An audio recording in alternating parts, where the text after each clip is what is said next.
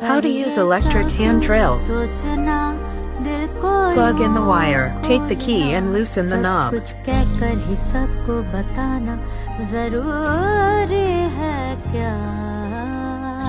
Fit the needle of needed size into the knob and again tighten the knob.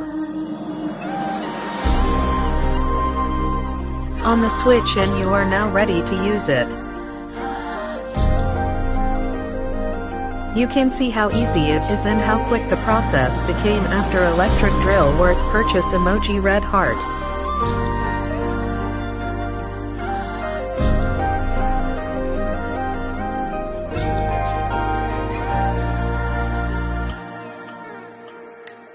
ऐसे क्यों